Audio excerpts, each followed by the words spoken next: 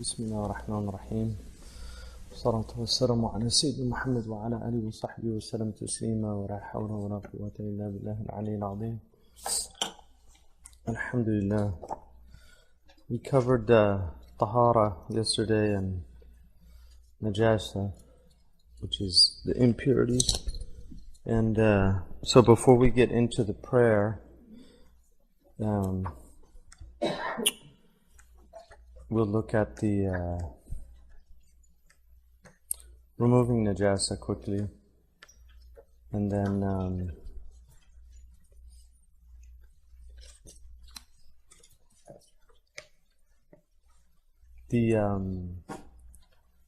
you have to remove Najasa before you can pray, because you need al-tahara min al-hadath wa min al-khabath. And when we do the wudu, he'll go into detail about the hadath. Khabath is anything that's impure, so you have to be free of impure substances. If there's a ha'il between it, then it's permissible, like a baby that has a diaper on. So, or if you're praying on a prayer mat and underneath it is najasa, but the actual place that you pray on has to be pure. Even if there was najasa when you went into sajda, in the empty space between your chest and your knees, it's still considered valid. But to remove najasa, you need purifying water. And obviously, if you get into real details, you find, like, for instance, in Syria, the women do an extra rinse cycle on the clothes, in the washing machine, because if you put detergent in, the water's not purifying it, and the initial rinse cycle is actually contaminated by the detergent, so they actually do a second rinse cycle for that reason. So that's something to think about. Also, if a woman has a long dress, which is done for sitar, not for any other reason, it has to be done specifically because she's wearing it out of modesty, then anything that soils it as she's walking is ma'fu anhu, it's excused, as long as it's not wet. So the Prophet ﷺ was asked about that, and he said, يُطَهِرُهُ مَا وَرَاهُ, what's after it will purify it. So, and then also, you shouldn't pray if somebody who's not a Muslim gives you some clothes or something that he wore, you shouldn't pray in it, and not because of najasa or anything, but because they don't have the same ihtiraz, they don't guard themselves from najasa. The same is true for a janitor's clothing. These are all things that they mention in there. So things, and then children who don't know about that also. And the basic, if you have some kind of exudate or something like that, the amount of what they call a baghla, dirham or baghla, which is the mule's dirham. If you look on the inner front legs of a mule, there's a size. That's the size that the fuqaha identified. It's about $50. That amount is excused. So if you prayed with that amount of exudate or something on, sometimes you find that on your clothes. Those things are excused. And then also mud, things, even if there was najasa in a place but the rain comes and gets it, it's excused unless it's ainun najasa. So if you actually see feces or something that's on you, if it's just mud and there's a possibility that it was mixed but it's not clear, then that's excused.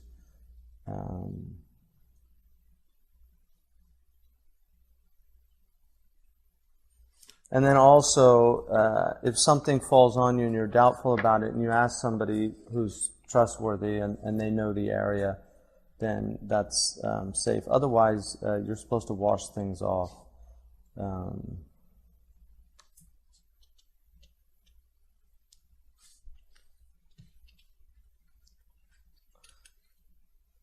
Now about the the dog, the wulugh al-kalb.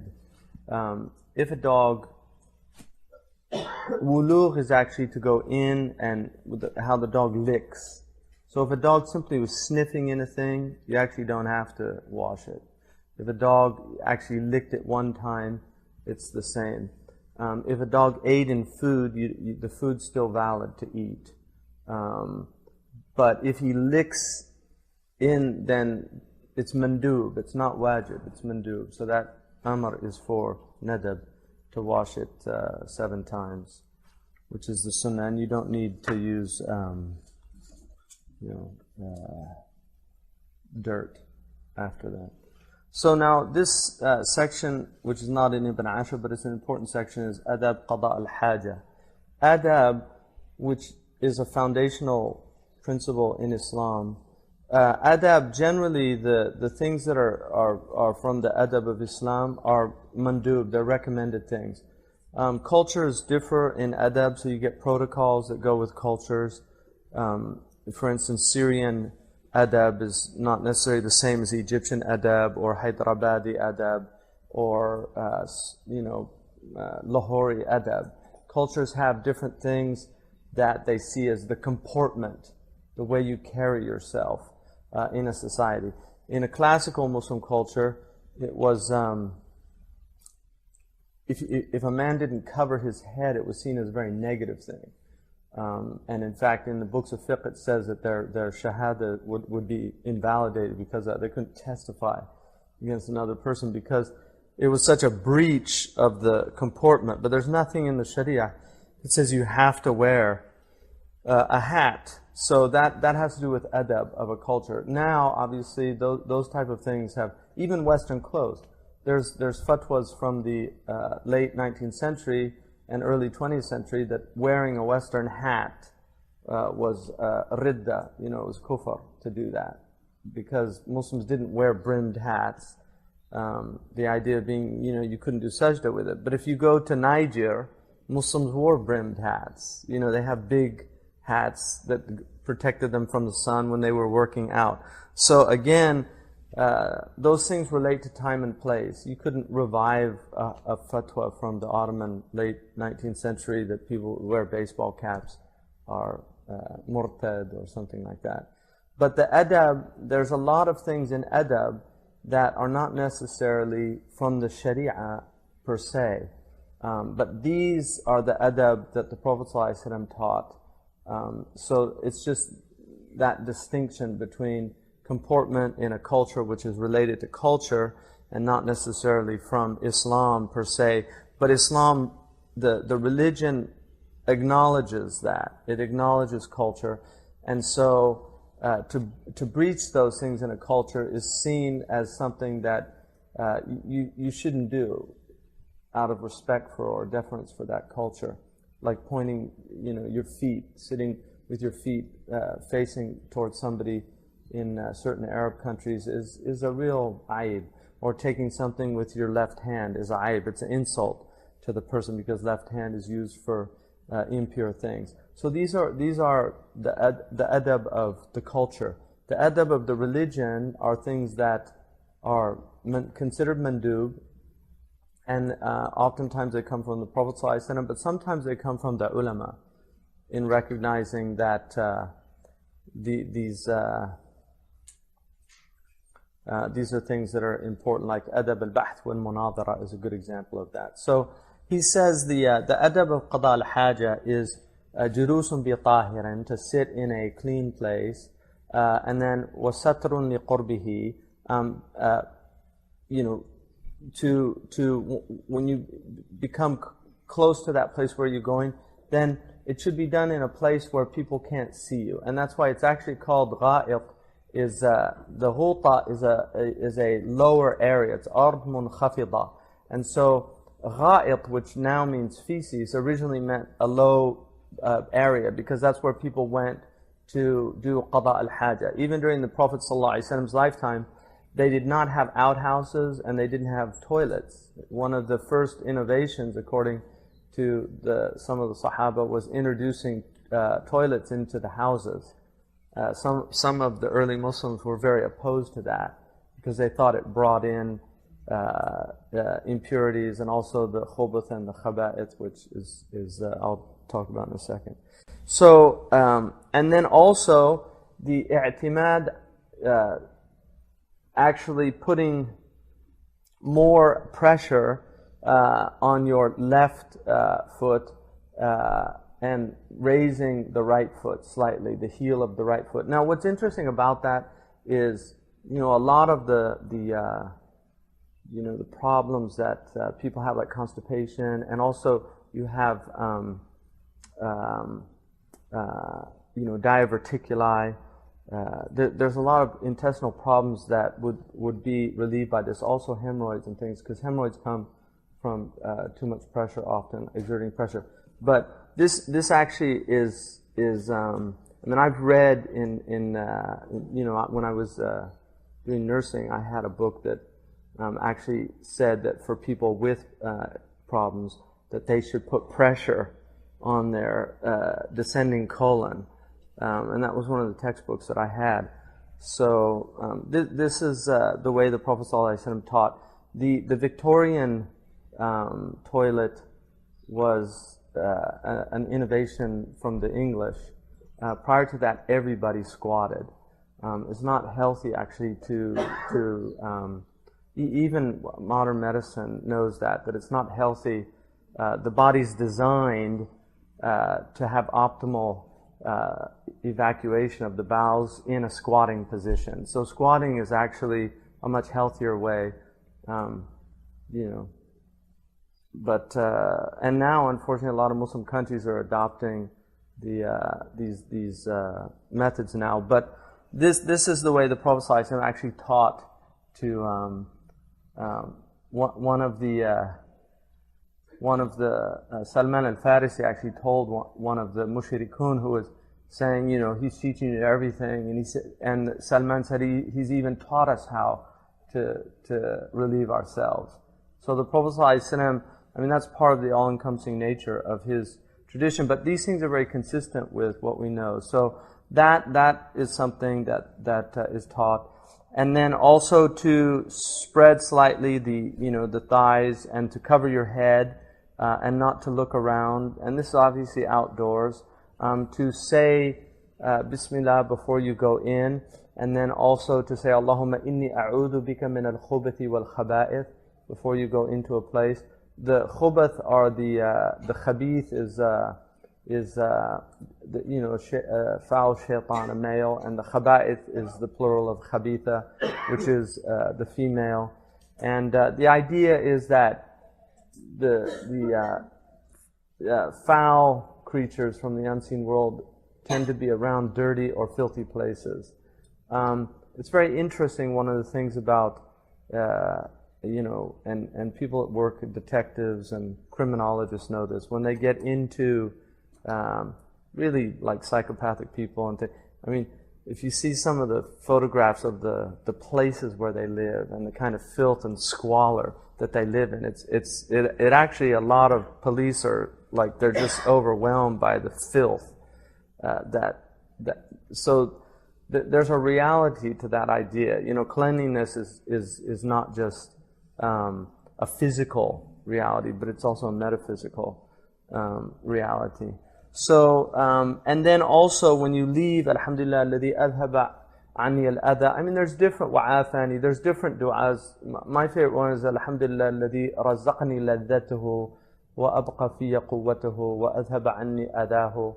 And ghufranaka. That's a beautiful dua, because it's you're really thanking Allah for the food in the first place. Praise be the one who provided me with the delight of food, وَأَبْقَى فِيَ قُوَّتُهُ, and allowed me to absorb the energy of the food, قُوَّتُهُ, the caloric benefits of the food, وَأَذْهَبَ عَنِّي أَدَاهُ, and has removed from me the harmful things of the food. So it's just a really comprehensive dua about that. But one of the great blessings of life is having healthy digestion, and to be aware of that. Marab Tarhaj told me that when it said about Nuh that he was abdan shakuran, he was a grateful servant. That in tafsir, I think it's in the Sawi's Jalalain, he mentioned that he never relieved himself without thanking Allah subhanahu wa ta'ala. That is it's an important just thing to remember, that Allah can shut that down, and people who are in medicine know what incontinence is, or what being continent, somebody who has the inability to urinate or to defecate. I mean, it's just really a horrible state to be in. So just being aware of that blessing. And then also to avoid like holes. I'll just tell you one story. It was a true story. Years ago, I was in Arizona, and I was with Hakim Archuleta. For people who know Hakim Archuleta, he will confirm this story. Eyewitness. Hakim Archuleta was with me, and there was a Somalian man, Abdul Qadir, very interesting guy. And Somalis are very, they have, Somalis are dream people. They have a lot of dreams. East Africans generally are very, they're very just in tune to a kind of dream world. And so if you have any Somali friends, you'll know they have amazing dreams. It just goes with that. I think they take away the citizenship if you don't. But we were outdoors and watering. Abdul Qadir was watering something, and there was a hole there, and he started putting the water in. I think Hakim said, you shouldn't do that because some animal probably lives there. And then all of a sudden, this straw started coming out of the hole, and I was like, I looked down, I said, that's probably its furniture, right? I mean, really, that's what I said. And anyway, we went on, did what we did. That night, this is an absolutely true story. That night, we went into town for a few hours, and when we came back, the house had been robbed, and all the furniture was gone in the house we were living in. I mean, literally all the furniture was gone. You could ask Hakim about this story. And we really felt like that was some kind of jinn or something.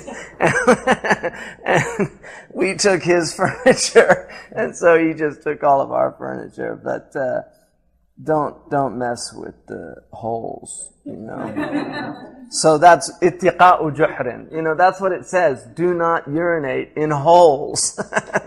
And that was a lesson that I learned, that's real. And also wind, this is kind of common sense, but don't urinate into wind. Don't spit into wind either, and I think everybody's done that at least once. If you're a man, women don't spit. And also on a road or a place of shade, places where people will sit, it should be a place. I mean, this is obviously, in our culture, it's quite rare, but it does happen. I mean, people have to relieve themselves on, you find yourself out somewhere. But these are all the adab of doing these things. And then also, not mentioning anything from dhikr, like Allah's name, the Quran, an ayah of Quran. In fact, some of the Sahaba used to put rocks in their mouth because they were so accustomed to doing dhikr that they would actually put rocks in their mouth when they went to relieve themselves, just to remind themselves not to do dhikr, because they were just so used to doing dhikr all the time. And then also, when you go in, you put your right foot first. When you come out, you put your left foot first. It's the opposite of the masjid and your house. The masjid and the house, you do the opposite. And again, these are some of the interesting things about Islam. But if you study the Nun study on Alzheimer's disease, I mean, one of the things they said about the plaque buildup and breakdown of mental acuity was the fact that people that were more conscious and like they did a nun study in Canada that was huge, and these nuns all they did it over several years, but they all had these habits of writing out what they were going to do and then consciously doing things through the day. And so these things aren't insignificant things in terms of just being more present, because a lot of people, as you know, are on automatic pilot out there. They just simply turn off.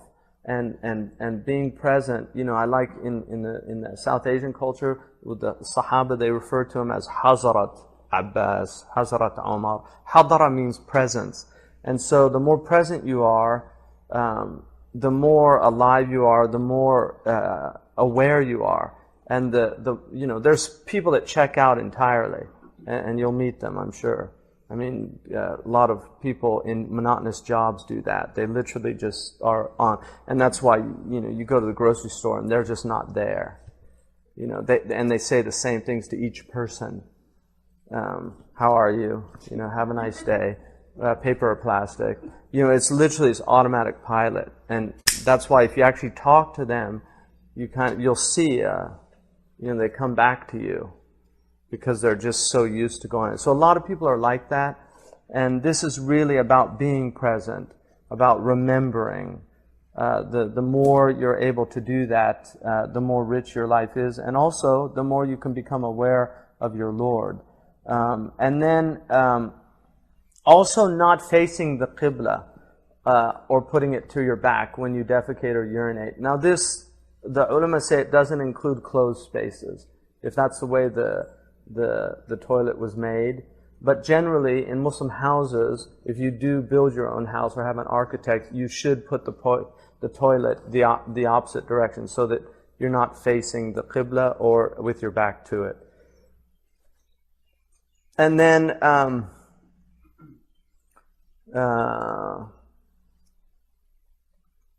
also istibra is an obligation. For the man, this is to milk very gently, because if you do this, and they emphasize gently, in the books of fiqh, to milk the actual shaft by taking your finger and your thumb and just milking to get the last remnants of the urine out of the. Some people have a post-urine type of incontinence where they'll get some drops of urine. If that's the case, then the sunnah is to wet your penis before you leave the bathroom, so that you don't get waswasa. And then if you have incontinence, which is, even if it's one time during the day, then there's another ruling that goes with that, which we'll deal with when we get to wudu. And then when you clean, also the sunnah was to clean with both water and stone. To use stone first. Obviously, this is today people use toilet paper, so to clean with the toilet paper first, and then to use the water. But again, these are very a lot of mental illness out there is related to urine and feces. I mean, people don't know that out here, but you'll notice. I mean, if you look at a lot of the swear words here, like if you look at Arab swear words, for instance, they don't relate to urine and feces, and it's very interesting that this culture's ways of expressing frustration and anger all relate to defecation and urination and things like that. So the gift of knowing about this and the sanity of this. I mean, there's a lot of people here that have obsessive compulsive disorder, and they feel unclean. There's a lot of people that have a sense of feeling unclean. There's a lot of mental illness that relates to feeling unclean. This is a great blessing to know this and to know how important it is for fitrah, because fitrah people, this is really part of fitrah. This is an ancient thing. This is not like just an Islamic thing. This is a thing that fitrah people have. They know about these things, and that one should be distanced from them. So, and then finally,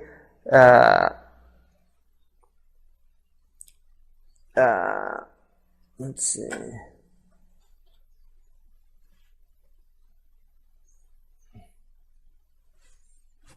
So, one would use, if you use toilet paper, then it would be to wet the toilet paper and then to use water, just pure water. If you only use the toilet paper with the water, it's fine as long as you've removed all of the najasa from your body. And it's also not, you should not go into, you shouldn't, it's just the outward, that's all it is cleaning the outward. And then obviously, it's an obligation to remove many urine and hayd and nifas, and then also the urine of a female that spreads past the exit lot. So she has to make sure that her area is clean before. And then also with many, if you have medhi, which is a lustful emission, either through fantasy or through touch or something like that, or if you have medhi, then the male should wash all of the his organ to do that, and with the intention of removing that. But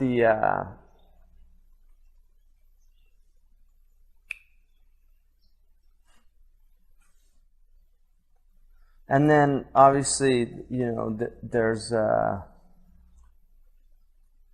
permissibility of using something only dry as long as it cleans. So for instance, people that do just use the toilet paper, if they don't have water available or something like that, it does clean it. So that's basically the section on qada al-haja. Does anybody have any questions? So now we go to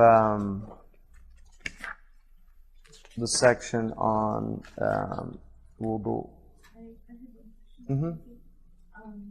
Where you said the toilet paper, you can wet it, and then use water. Right. Is it permissible just to wet it and just use the toilet paper? Yeah, that's what I was saying. You can do that. Okay. It's just the sunnah is to do both. Yeah.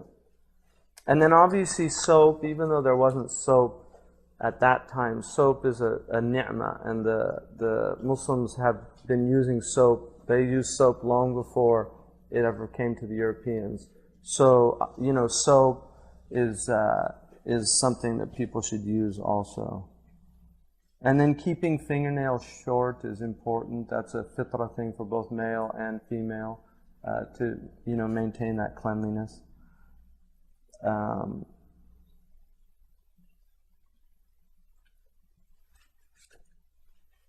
So the wudu now is from a word wada'a, and wada'a is bright or brilliant. There's actually a word that I found in the dictionary that kind of really shocked me, which is called lustrations, which is it's a ritual washing with water, and it comes from luster, which is bright in Latin. So I just thought that was really interesting, that there must have been something that people were doing somewhere, the lustrations. But that's what wudu brightens the face. People that do wudu have brighter faces than people that don't do wudu. And the wudu is an obligation. Obviously, it's a condition of prayer. If you don't have wudu, then your prayer is invalid unless you've done a substitute, which is tayammum. The ulama say that if somebody is on a cross, like crucified, or if they're chained in a cell and they can't do any type of ritual purification, then the prayer is no longer valid. So that's how important the wudu is and the tayammum to prayer. The wudu in the Maliki madhab, and there's 4 things mentioned in the Quran in wudu. In the Maliki madhab, there's 7 obligations. Abu Hanifa takes just the Nas al-Quran with his obligations of wudu. But Imam Malik has 7 obligations. The Prophet ﷺ did wudu usually for every prayer. So even if you're in wudu, it's a good thing to do wudu over wudu. Nurun ala nur is light upon light. So the obligations or the fara'id of wudu are 7. And obviously you have to have ma'un tahirun wa tahur. It has to be pure and purifying. It has to be pure and purifying. So you basically and then also if it's an open container, right, then you put it on your right side. If it's a closed container, you put it on your left side. Most of us do wudu now in faucets, which is unfortunate. And when I lived in the Emirates and when I was in Saudi, and I was living mostly with Mauritanians. Mauritanians do not do wudu in faucets. They just don't. Even if they're in houses. They do it sitting down and they do it with a pitcher. And the quality of your wudu is much better when it's done like that. I guarantee you.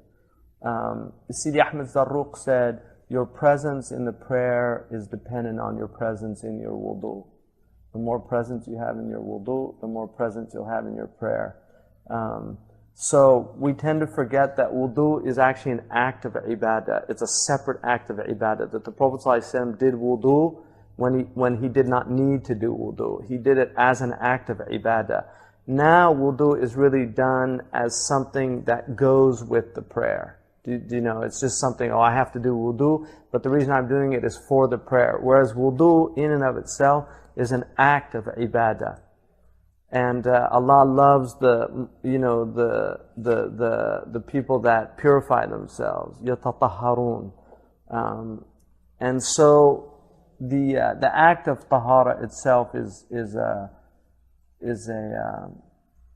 it's important. And when I saw Marabt al-Haz, the first time I saw him do wudu, it just changed my whole perspective on wudu. I mean, it really did, because he is so present in his wudu, and it's a dhikr. I mean, it's very clear. It is a dhikr. Whereas now people go into the bathroom. It's makruh to do wudu in the bathroom, and they do it very quickly because you just want to go and get out. So doing it, if you're able to do it with a pitcher, you'll see a difference. So the obligations of wudu, the first one is dalk, because ghasal in the Arabic language means washing.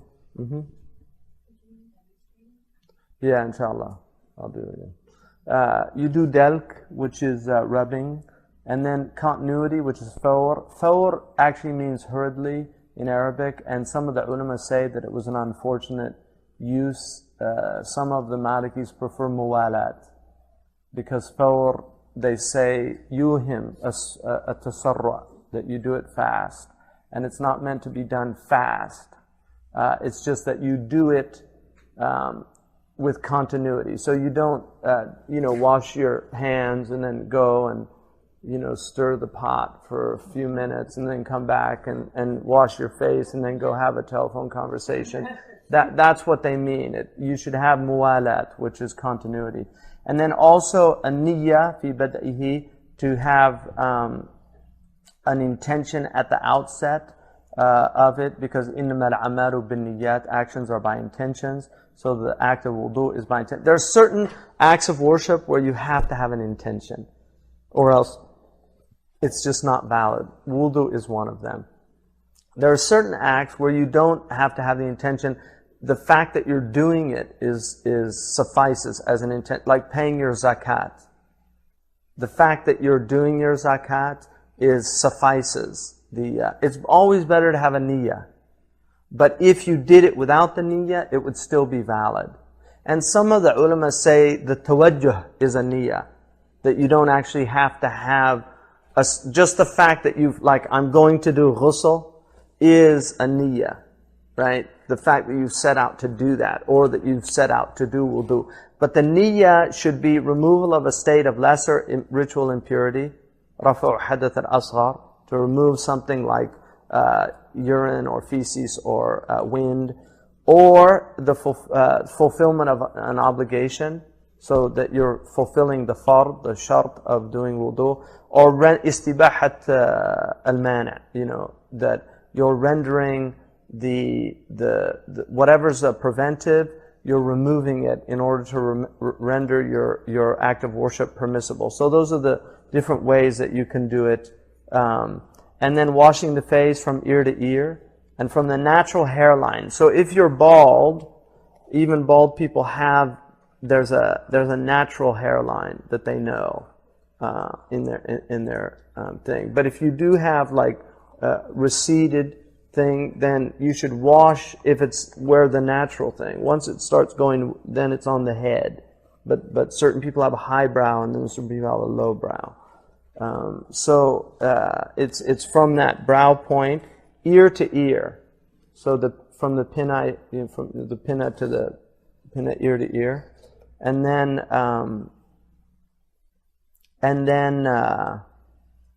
from top to bottom. So the chin here, and then underlying for men. If you can see your skin beneath your beard, if your beard's not thick enough, and you can actually see the flesh, then you have to go down to the flesh. If your beard is thick and you don't have that, then you don't need to do that. You just going over the beard is enough to do that. So, and then washing both hands from the fingertips up to and including the elbows. Interlace the fingers of both hands. So like washing, making sure you wash between fingers, going up there to the elbow and down. And then also getting in, making sure you cover those. And then wiping over the head with wet hands. So you take water, but it's a wipe, it's not a wash. So you don't, and then you go over the head. The sunnah is to come back, but at least going over the head to the back. And then for the women, with the braids, we'll get into that. But going all the way down. Imam Sawi, even though it's the dominant opinion is to do the whole hairline, but Imam Sawi said it was enough to do the head without going all the way down on the. And then washing both feet up to and including the ankles. So, which is very important, especially the heel. So those are the obligations of the wudu, the 7 obligations. And then the sunnah of the wudu, which are sunnah in the plural, is also 7, beginning by washing both hands up to and including the wrists. So the wrist goes up to where the wrist bone there is. And then a return wipe from the head, which is back to front. Wiping both ears. So wiping the ear and rinsing the mouth, which is to obviously put water. If it's also the siwak is encouraged, it's mandub, and you'll get in the fada'il there. But if it's enough just to rinse the mouth and then lightly sniffing water up. So you hear some people, like a kind of yogic thing, but it's actually it's a light sniff and then blowing the water out of the nostrils so right hand up and then left hand down, and then following the correct order of the obligations is a sunnah. So if you did wudu out of order, it's a valid wudu, but it's a sunnah to do it in the order of the wudu itself. And then an addition that Imam al-Akhdari mentions that Ibn Ashur doesn't mention is renewing water for the wiping of the ears. So actually, when you do your wiping of the head, and then some people go directly to the ears, that it's a sunnah to renew the water. So that would be an 8th one that Al-Akhbari mentions. So those are the sunan of wudu, and then you have the fada'il of the wudu. So the fada'il of the wudu are 11 according to Ibn Ashar, Ihda Ashara. The first one is saying the Bismillah at its outset. So Bismillah ar-Rahman ar-Rahim. When you start the wudu, and then performing the wudu in a place free of impurity. So finding a clean place to do the wudu, conserving the water. So the Prophet used only 1 mud of water to perform it, which is actually just over half a liter of water. And then placing the vessel on one's right side, if it is open, to facilitate dipping with the right hand. Once you've washed the right hand. So initially you wash the right hand. Once you've washed it, you can dip into the vessel and do that. And the same is true for the left side. You pour it onto the right hand like that, if it's a spout type. So you either dip in. If your hand's clean, you can dip in, but you initially wash your hands, and then now also in the Maliki madhab, the water is pure even after the wudu. It's makruh to use it, but it's considered pure. In the Shafi'i madhab, it's not. The water it has a najasa from the sins, so they don't reuse the water. But in Maliki, it's makruh. You can reuse the water if you need to. So, what's that? Why? What do you mean? Because he thought that was ma'nawiyya. It's not a hissi. That the removing the sins was a spiritual meaning. It had nothing to do with the physicality of the water. So he didn't think the water was contaminated by that. But if you look at that Japanese man who did all the studies with the water crystals, one would tend to agree with the Shafi'i. I mean, it's an interesting point of the Shafi'i method. Yeah, the water that comes off of you. Yeah, like if you have, if you're in a place where you have a tray under you, and so that water that runs off of your limbs, yeah, that can be reused in the Maliki madhab. It's still considered tahur. Somebody could use it after you, exactly. Like if you were in a place and you didn't have a lot of water, somebody could use it after you. Yeah, and you would use that before you would do tayammum. Yeah. Got it? Yeah. And then also performing each washing a second time is a 5th fadila, and then performing it a 3rd time is a 6th fadila. So each one of the repeats is a fadila. To do it more than that is israf. Unless there's like with the feet, if they're dirty and you need to make sure that it's getting down. Now also just about fingernail polish, and somebody can make a fortune if they design a fingernail polish that is water soluble. Because in Saudi Arabia, you would have like a bestseller. Because it is a problem. And a lot of Muslim women now wear finger polish and don't know that your wudu is invalid without getting to the actual. That's why henna, which is water soluble, is permissible, even though it dyes the nail polish. But to have a ha'il, which is to cover it with a physical covering, or fake nails, for instance, the wudu is invalid. And the same is for the feet. And then beginning with the limbs on the right, so beginning with on the right side is a fadila, it's a virtuous merit. And then the brushing one's teeth, istiyak. Now, you can use a toothbrush, you can use a siwak. Siwak is the toothbrush of the Prophet ﷺ that they used. That's what they had in 7th century Arabia. There's no doubt for people that have used it, if you've been in like Saudi Arabia, for instance, on Hajj or something, and people buy because they're all over the place. They work, and they're very effective, and they're actually, your teeth feel cleaner if you use them properly than they do with regular toothbrush. But a toothbrush is fine. The beauty of the siwak is that you cut it each time you use it, whereas toothbrushes are repeated. And people know now, that toothbrushes become very dirty, and they actually become breeding. They breed illnesses and things like that. And they recommend people change their toothbrush on a regular basis. So it's a good thing if people want to use a siwak, but it's not necessary. If you don't have a siwak, you can use your finger, and that is fulfills the merit of the wudu. Just using your finger when you're rinsing your mouth, put your finger in and just rub it around. The Prophet said in a hadith, and this is mentioned in the Risala, in the commentaries on the Risala, the Prophet, one of his sunnah was to floss, takhlilu asnanihi. And he used to floss with a palm fiber that he would put through his teeth. And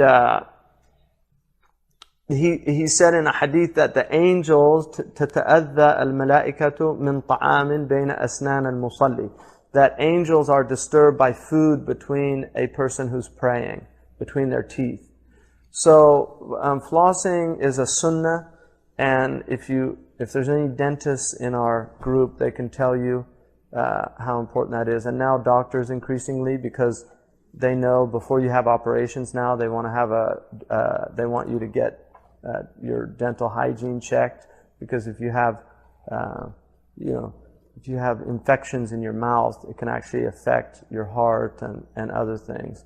So the fact that our religion 1400 years ago had so much emphasis on dental hygiene, to me, is one of the really amazing miracles of the Prophet ﷺ, because of the importance of dental hygiene today, now, just in people's overall health.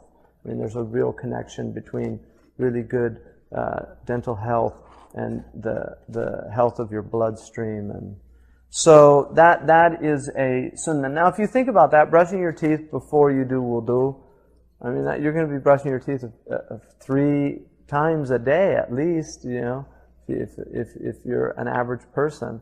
So it's amazing that this is the sunnah of the Prophet ﷺ. And then following the order of the sunnah in their respective order.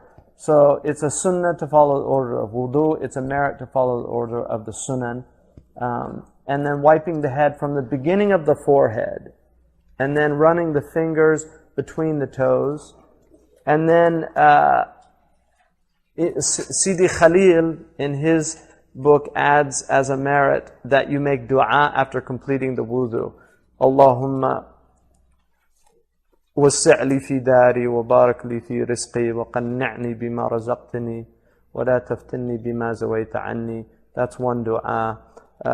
أشهد أن لا إله إلا الله وأشهد محمد رسول الله. اللهم اجعلني من التوابين واجعلني من المتطهرين. There's different du'as. Marabt al-Hajj always recited إنا أنزلناه في ليلة القدر after every wudu that he did. And I don't know where he got that, but that's something he did as a practice. And he actually recommended that. So, and he was very strict in his adherence to the sunnah. Like, he did not do things that he didn't have a... Mm-hmm. What about drinking the water? Yeah, no, I wouldn't drink the wudu water. I don't know about that. That might be a South Asian... I don't know. I mean, it might be. I don't know. I've never heard that. To drink the wudu water. I mean, if you're Shafi'i, they wouldn't do that. What's that? Oh, what's left over? From the pot? Yeah, no, that's fine. Yeah, I mean, that's not, that might be like something mentioned. I mean, were you taught that? We weren't taught it, we weren't taught to do it. Yeah.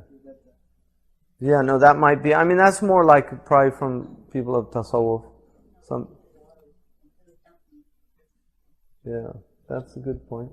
Water conservation.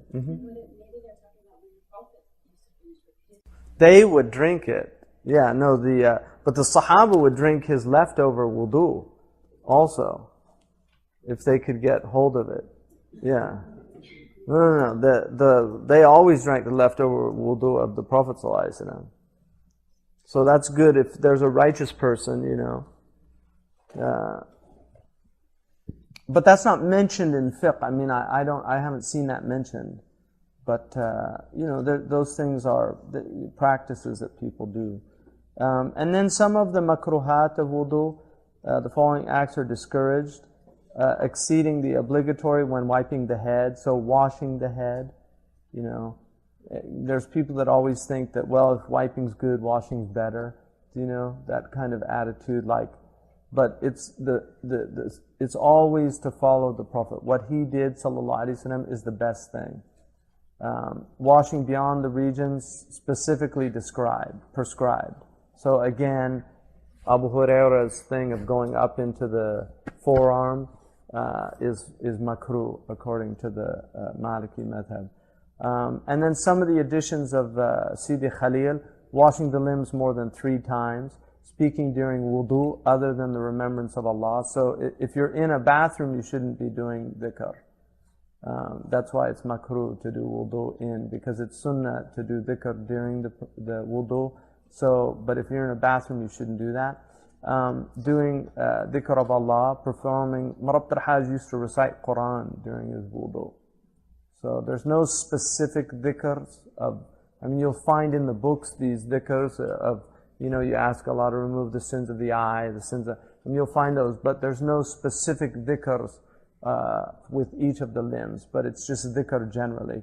Performing wudu in an impure place, wasting water, al-israf, walau ala nahrin jari. Even if you're on a flowing river, it is makruh to waste water. And water conservation will become increasingly important in our lifetimes.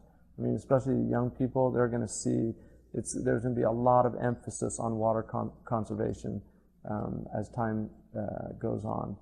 So that's part of our religion. We should be teaching people that, not having the non-Muslims teach us about water conservation. And then performing each washing only once.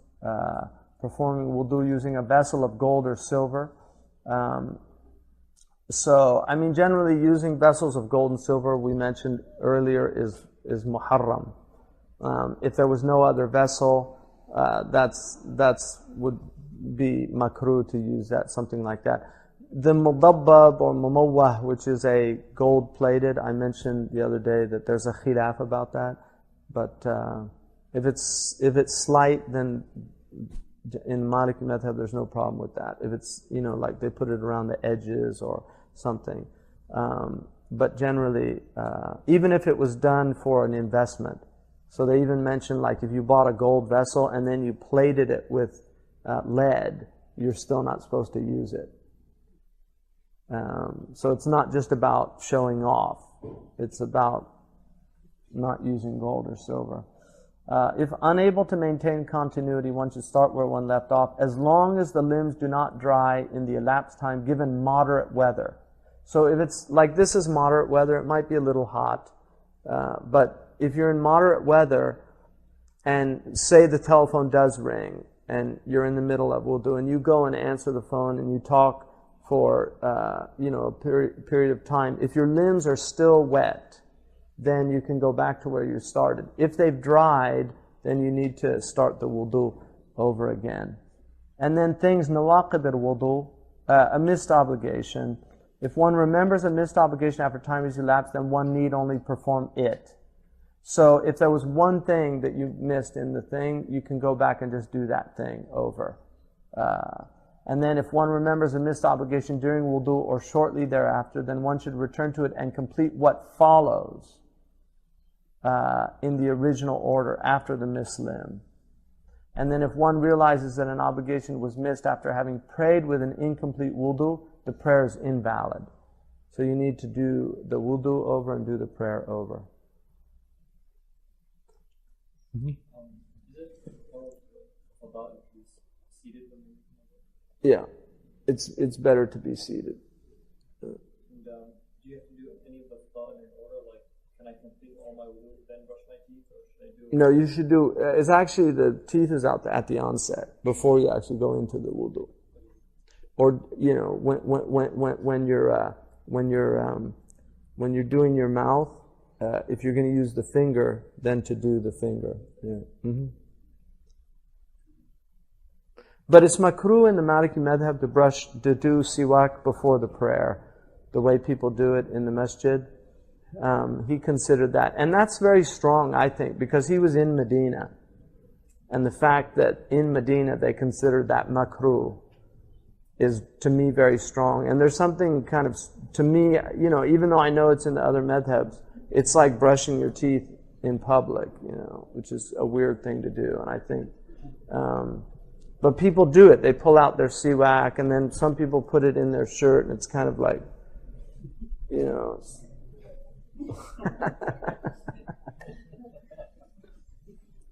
So, anyway. So the things that nullify, nawaqid al-wudu. Oh, then if one remembers a missed sunnah, one need only repeat it for the subsequent prayers, and the previous prayers done with the missed sunnah are valid. So if you missed a sunnah, the prayer is valid, and you only do that for the subsequent prayers. The nawaqid al-wudu are the things that nullify wudu. Urination nullifies wudu, so any passing of urine. The passing of wind, and then incontinence, if rare, إِذَا يَنْدُرُ. And rare means if it's less than once a day. Then so people that have, somebody can sneeze and they get a release of urine, or even laugh and they get a release of urine. So those are types of incontinence. But if it's a medical problem, then you have salas al-bawl, and also salas al-rih. There's people that have incontinence to wind, so they're passing wind. If they, these are all medical problems that the Sharia deals with. And then defecation, heavy sleep. So you have light sleep, heavy sleep, right? The light sleep is where you can hear people talking. So you're kind of in a pre-sleep state, but you're definitely not paying attention. That doesn't break the wudu. If the light is long, right, then you should do wudu again. You don't, it's not an obligation if you go light sleep for a while, as long as you don't lose consciousness. And then, you have a heavy sleep, which is where you've lost continence.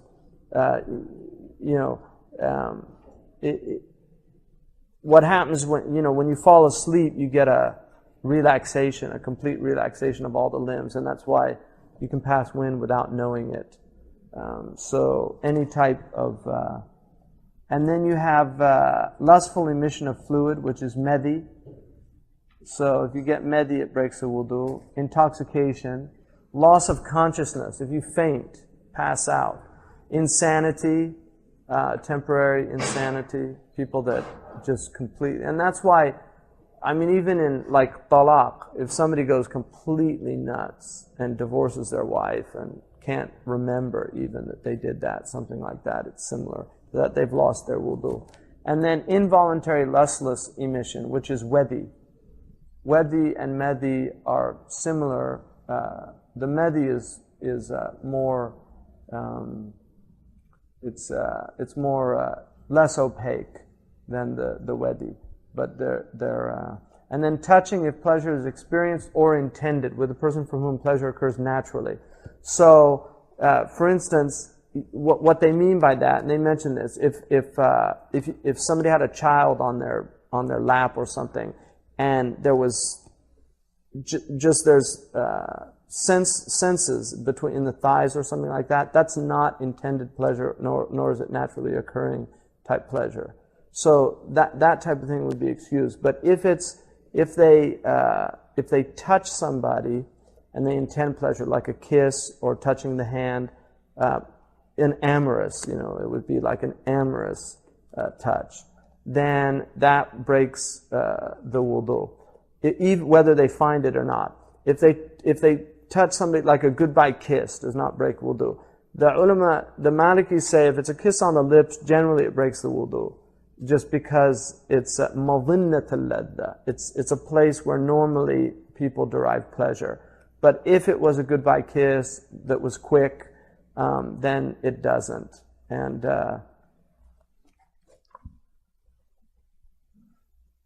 then a woman's insertion of her hand into her labial folds breaks the wudu. A man touching his penis with the inside or the sides of the palms or fingers. So it's not on the outside, but on the insides of the palms or the sides of the fingers.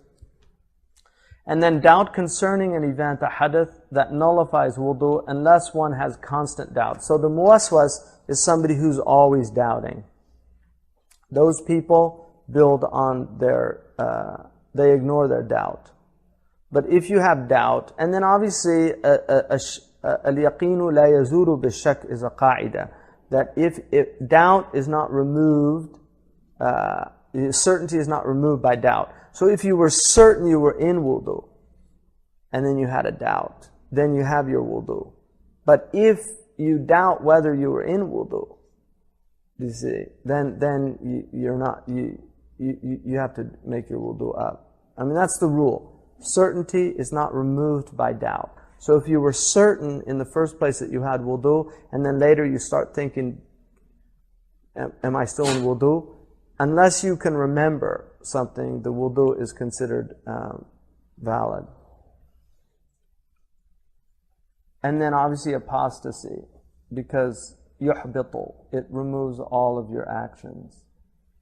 And then some of the things that Khalil mentions, abnormal discharge of sperm, many due to an abnormal experience such as being bitten by a scorpion, which resulted in a discharge of sperm, and the exit of a man's sperm from a woman's body after intercourse and performing the ghusl. Doubt concerning which came first, wudu being nullified or performing wudu.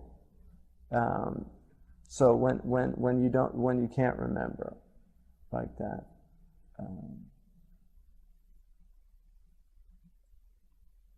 And then the orders of wudu.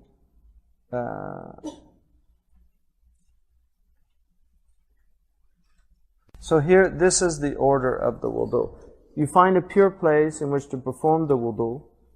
You place the water vessel on the right side if it is open to facilitate dipping with the right hand, and on the left if it is closed to facilitate pouring into the right hand. You brush your teeth. You say Bismillah if in a pure place. Wash the right hand thrice, up to and including the wrist. Then wash the left hand thrice, up to and including the wrist. Rinse the mouth thrice. Lightly sniff water into the nostrils and blow it out thrice. Focus your intention, niyyah, at the first limb that is obligatory to wash, which is the face. So that's at the point where you do, because that's the first fard that you move into, is washing the face. And that's the point where you make the niyyah. The intention is in the heart, and it's one of three forms. Mahallun niyyah al-qalb. But that also, if somebody is muwaswas, if they have a lot of doubt, they should say it out loud. Nawayta al-wudu. You know, I make the intention of wudu istibahatan li mamnu' or fardan li salati, so you say it out loud if you have those doubts. And then the three types: removal of a state of lesser ritual impurity, the fulfillment of an obligation, rendering the worship permissible by removing a preventive. And then wash the face thrice, including skin that is visible underneath any facial hair. Wash the right hand thrice, from the tips of the fingers down to and including the elbow, making sure to go between the fingers. Wash the left hand the same as the right hand. Wash the head from front to back once. Wipe the head from back to front once. Wipe the ears once. And then wash the right foot thrice, up to and including the ankle and between the toes. It is recommended to use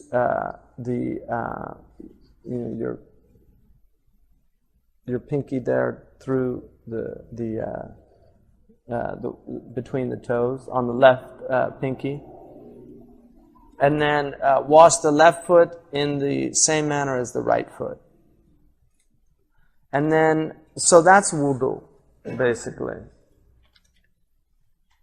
which is the basis of your prayer. So I'll just go through these from the text here.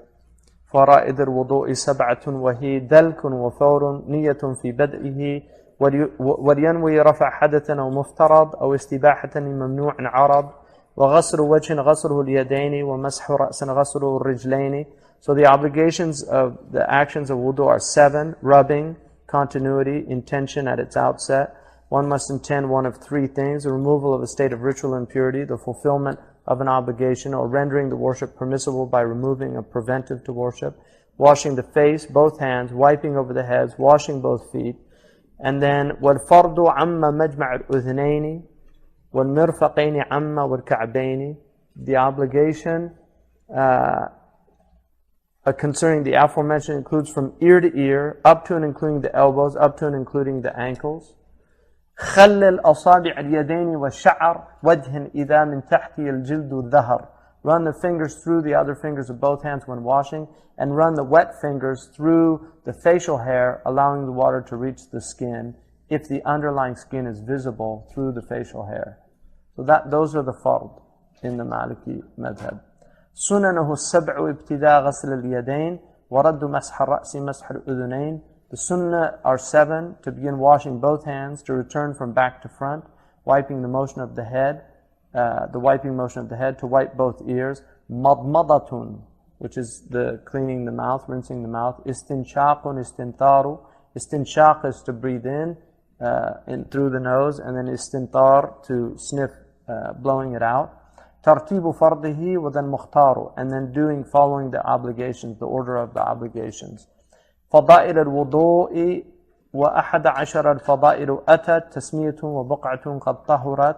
So 11 merits have reached us, saying Bismillah at the outset, a place that is free of the impurities in which to perform wudu. تقليل ماء وتيمم الإناء والشفع والتثليث في مغسولنا. So conserving water and then placing the vessel on one's right side is a merit, unless the vessel is closed. وبدء الميامن سواك وندب ترتيب مسنونه أو مع ما يجب. So beginning with the limbs on the right, using a toothstick or toothbrush, etc., also is recommended. Just following the order of the sunan and their respective order in relation to the obligations. وبدء مسح الرأس من مقدمه تقليل أصابع بقدمه. To begin wiping over the head from the forehead and to run the fingers through the toes. وَكُرِهَ الزَّيْدُ عَلَى الْفَرْضِ لَدَى مَسْحٍ وَفِي الْغَسْلِ عَلَى مَا حُدِّدَ. It's discouraged to exceed the obligatory when wiping the head or to wash beyond the regions specifically prescribed. And then ruling of the one unable to maintain continuity. وَعَاجِزُ الْفَوْرِ بَنَى مَا لَمْ يَطُولْ يُبْسِ الْعَضَى فِي زَمَانٍ مُعْتَدِلٍ. The one unable to maintain continuity should continue where he left off as long as the time was not longer than that which would cause his limbs to dry in moderate weather. Rulings on remembering an incomplete wudu. ذاكر فرضه بطول يفعل فقط وفي القرب الموالي يكمل. Whoever remembers a missed obligation after a time has elapsed need only perform it. However, if he remembers a missed obligation shortly thereafter, then he should return to it and complete that which follows. And that's for taysir, just to make things easier for people. إن كان صلى بطلت ومن ذكر سنته يفعلها لما حضر. So if he prayed with that incomplete wudu, then the prayer is invalid. However, should he remember a missed sunnah, then he need only repeat it for the subsequent prayers, and his previous prayers done with the missed sunnah are valid. نواقض الوضوء فصل نواقض الوضوء 16 بول وريح سرس إذا نذر وغائط نوم ثقيل مدي سكر وإغماء جنون ودي لمس وقبلة وداء وجدات لذة عادة كذا إن قصدت إلطاف مرأة كذا مس الذكر والشك في الحدث كفر من كفر ويجب استبراء الأخبثين مع سلت ونتر ذكر وشد داع وجاز الاستجمار من بول ذكر كغائط لام كثيرا انتشر So he says the 16 things that nullify wudu: urine, expelled flatus, incontinence if unusual, defecation, heavy sleep, lustful emission of fluid, intoxication, loss of consciousness, insanity, involuntary lustless emission, touching and kissing only if pleasure is experienced, with a person for whom pleasure occurs naturally or with anyone from whom pleasure is intended. A woman's insertion of her hand into her labial folds, likewise a man's touching his penis, again with the palm or on the sides. Doubt concerning an event that nullifies wudu and the apostasy of an apostate. It is necessary to be completely free of either urine or feces when cleaning after relieving oneself. For a male, that means extracting what remains of urine by gently squeezing and shaking the penis, but avoid using force.